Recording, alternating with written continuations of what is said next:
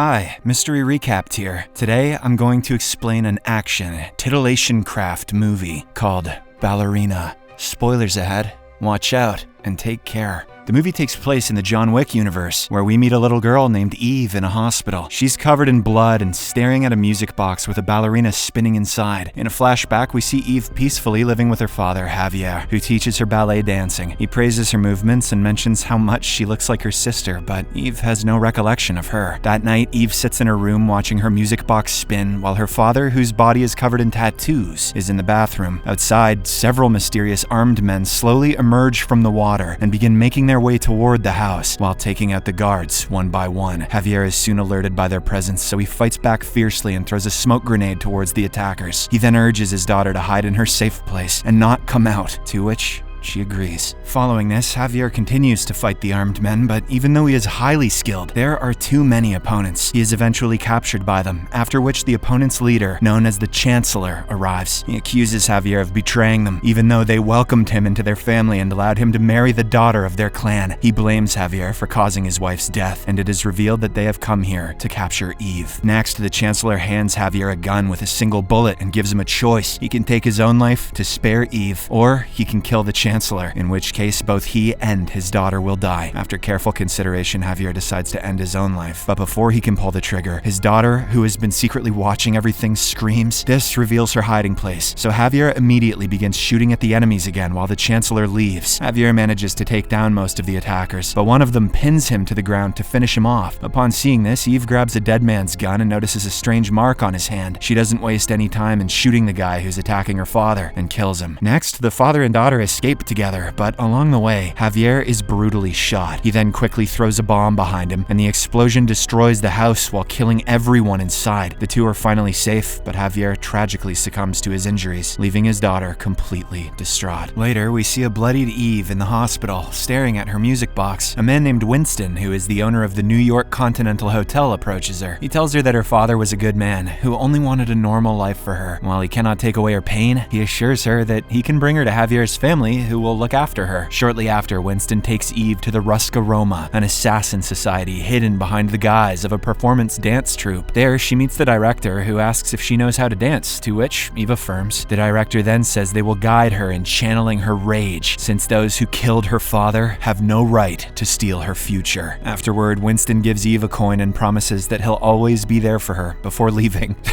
I'll be there, just not now. The girl then meets an instructor named Nogi, who reveals that her father was also part of their group and was called Kikimora. Kikimora is a mythical spirit that represents darkness, but can also be a protector of the innocent, depending on the situation. Kinda like Batman or YouTubers who give money to homeless people. The scene then cuts to 12 years later, where we see Eve practicing ballet with such intensity that her feet begin bleeding. Later, her friend Tatiana urges her to take care of herself, but Eve refuses, as she can't wait to be a Kikimora. Alongside ballet, she diligently trains in other skills, such as mastering weapons, moving through the shadows, and fighting with precision. Despite losing several fights during those training sessions, Nogi encourages her to be tough and insists she fight with all her strength, even against men much larger than her. Over time, Eve gradually begins to improve and becomes the top student in Ruska Roma. One day, she discovers that her friend Tatiana has suddenly disappeared, so she approaches the director to ask about her. The director explains that her friend lacked the killer instinct that Eve possesses, so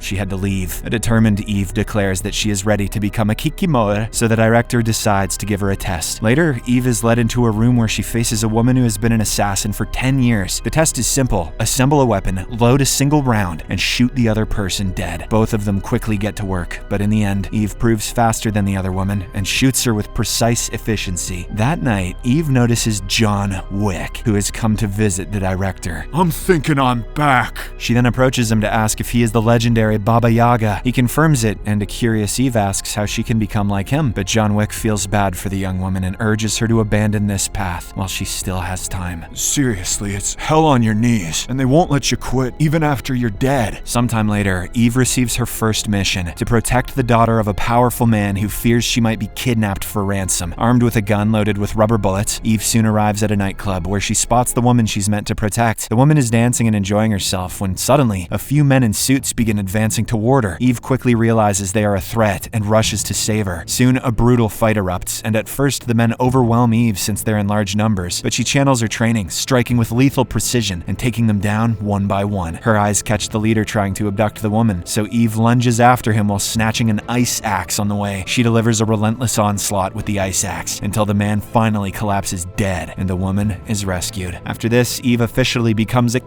and receives a tattoo identical to her father's, which signifies there is no turning back. The scene then jumps 2 months ahead, showing Eve tending to her wounds in the bathroom after completing an assassination. She checks her phone and notices a large sum of money credited to her account for taking out the target. Her phone just says, like, way to kill that guy, here's $1 million.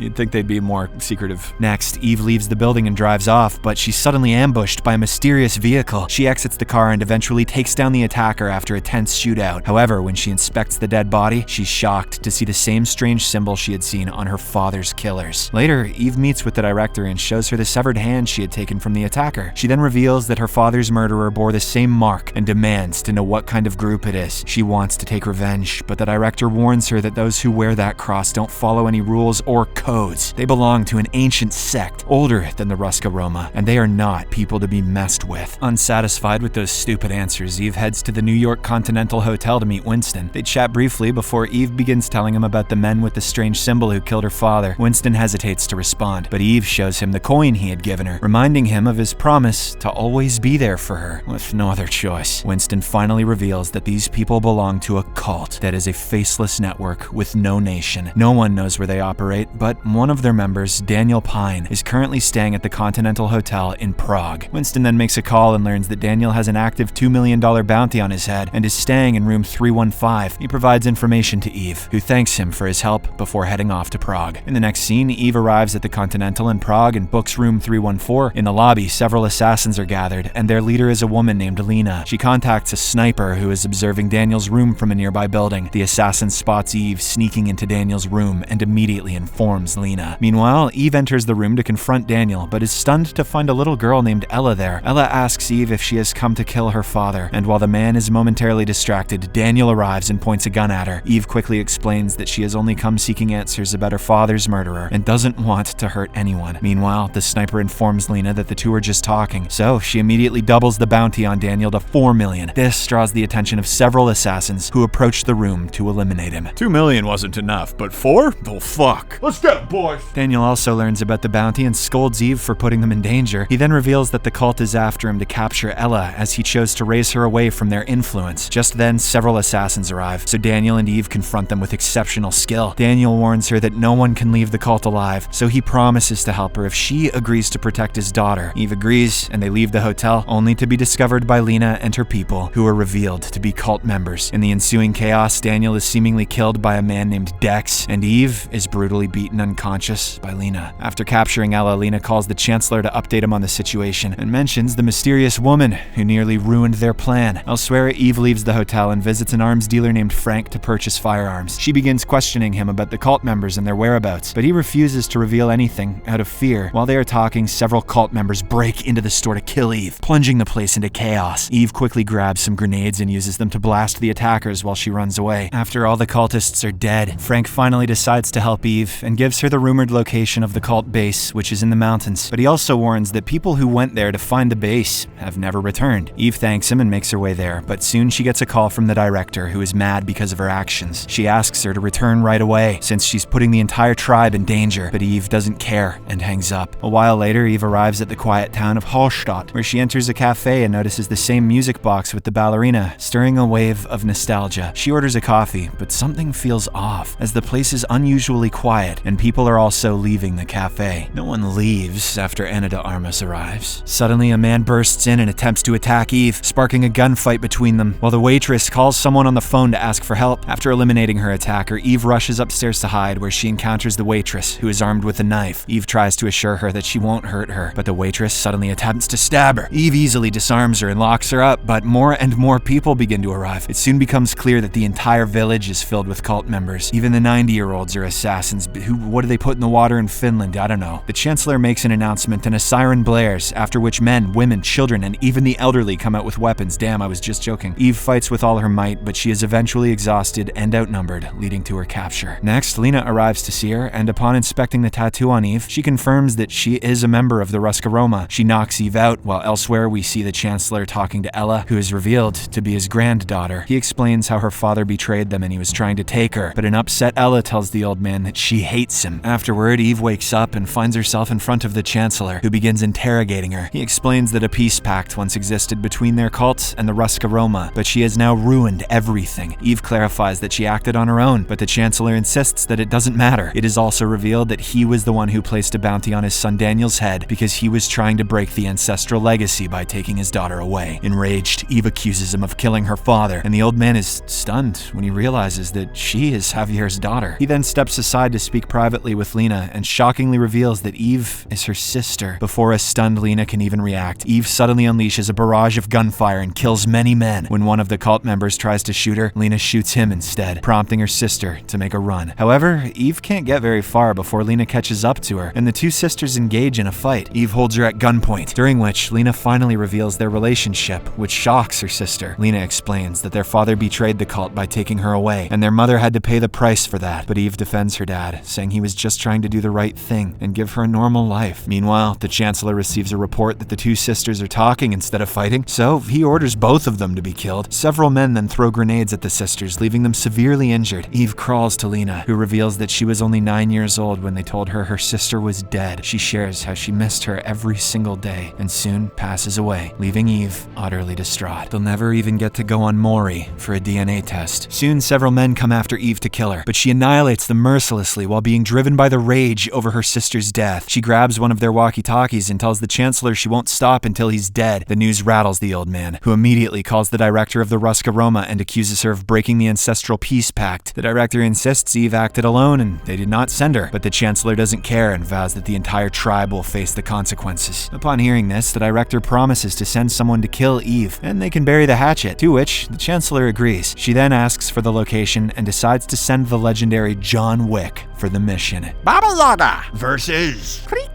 Meanwhile, the Chancellor issues a public announcement that nobody must interfere and let the wolf hunt their prey. Sometime later, John Wick finally arrives in the village and comes face to face with Eve. He offers her a choice: come with him and live, or stay here and die. However, she refuses to back down as she's driven by her burning desire to avenge her father. She even lunges at John Wick. I guess she hasn't seen the first 4 movies. And seeing her fierce determination, he agrees to give her time until midnight. She has half an hour to complete her mission, after which he won't spare her, to which Eve agrees. Shortly after, the Chancellor gets news that John Wick had let the girl go and gets enraged. He then makes a public announcement and commands his entire population to hunt her down and kill her. Eve storms into the houses of assassins and takes them out one by one with ruthless precision. She finally reaches the town's armory, where its deadliest weapons are stored. At this moment, a massive wave of citizens begins flooding the streets to stop her. Now, Eve unleashes a brutal massacre, using anything she can find, such as firearms, explosives, ice skates, and flames, all to annihilate the attackers. At the same time, the Chancellor is advised by his men to retreat as the situation has become too dangerous, but he refuses, citing the fact that no leader in Hallstatt's 200-year history has ever abandoned their position. On the other hand, Eve wields a flamethrower and takes down a large number of attackers. Many fall, but she notices Dex, who is one of the cult's most dangerous assassins. He injures her severely and attacks with his own flamethrower, but Eve responds with a powerful jet spray that violently collides with his flames. It's basically just anime, but it's cool, I like it. The fight is brutal, and Eve is eventually cornered with no apparent escape. Just as Dex is about to finish her, John Wick appears out of nowhere and shoots the flamethrower, which explodes and kills Dex. Yeah. Unfortunately, this reveals John Wick's location, and now people come after him, but they are no match for the legendary Baba Yaga, who effortlessly takes them out. Elsewhere, the Chancellor is trying to escape with his granddaughter when suddenly Eve appears and shoots at the car, causing it to crash. The Chancellor exits the car and tries to convince Eve that even if she kills him, nothing will change, as the other cult members will come after her. But she refuses to listen and delivers a single, precise shot that kills him instantly. In the aftermath, Eve reunites with Ella and walks away from the scene of destruction. John Wick, on the other hand, calls the director to report that the Chancellor is dead. Sometime later, Daniel is shown to be alive, and his daughter comes to visit him in the hospital. Meanwhile, Eve arrives at the Continental Hotel, where Winston warns that although she may have cut off the snake's head, the body will still hunt her. It turns out that she's banished from the Ruska Roma and secretly attends a theater to watch her friend Tatiana dance. else. Moments later, a new contract is issued, and a $5 million bounty is placed on Eve's head. The movie comes to an end as she also receives the message and quickly leaves the building, implying that the threat